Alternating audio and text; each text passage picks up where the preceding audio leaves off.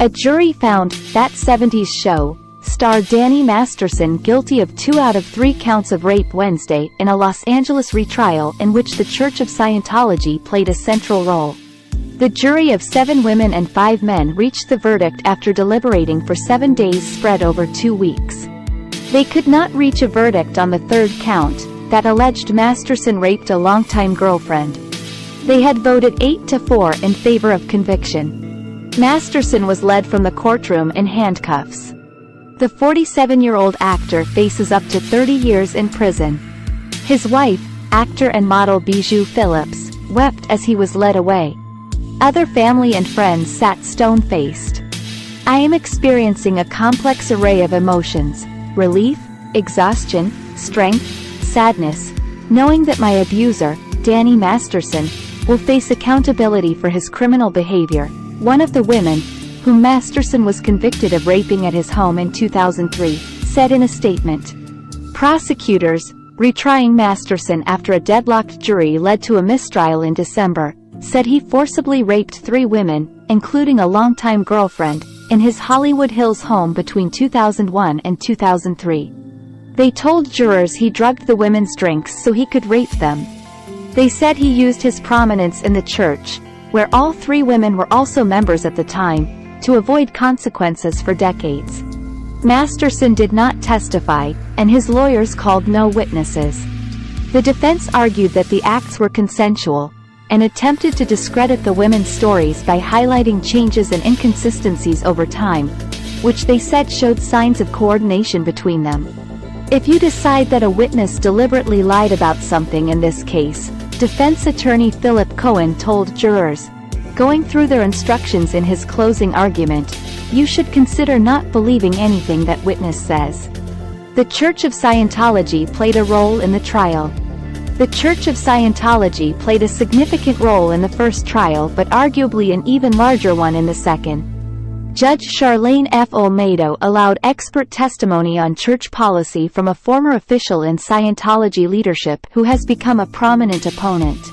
Tensions ran high in the courtroom between current and former Scientologists, and even leaked into testimony, with the accusers saying on the stand that they felt intimidated by some members in the room.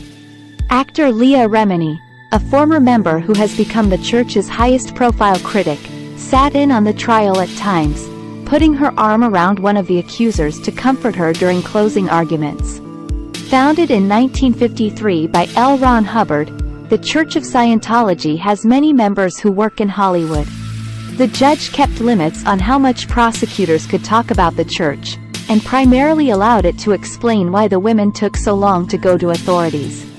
The women testified that when they reported Masterson to church officials, they were told they were not raped, were put through ethics programs themselves, and were warned against going to law enforcement to report a member of such high standing. They were raped, they were punished for it, and they were retaliated against, Deputy District Attorney Reinhold Mueller told jurors in his closing argument. Scientology told them there's no justice for them. You have the opportunity to show them there is justice. The church vehemently denied having any policy that forbids members from going to secular authorities. The Associated Press does not typically name people who say they've been sexually abused. Testimony in this case was graphic and emotional. 2 women, who knew Masterson from social circles in the church, said he gave them drinks and that they then became woozy or passed out before he violently raped them in 2003. The 3rd, Masterson's then-girlfriend of 5 years, said she awoke to find him raping her, and had to pull his hair to stop him. The issue of drugging also played a major role in the retrial. At the first, Olmedo only allowed prosecutors and accusers to describe their disorientation, and to imply that they were drugged. The second time, they were allowed to argue it directly, and the prosecution attempted to make it a major factor, to no avail. The defendant drugs his victims to gain control, Deputy District Attorney Ariel Anson said in her closing argument. He does this to take away his victims' ability to consent. Masterson was not charged with any counts of drugging, and there is no toxicology evidence to back up the assertion. His attorney asked for a mistrial over the issue's inclusion.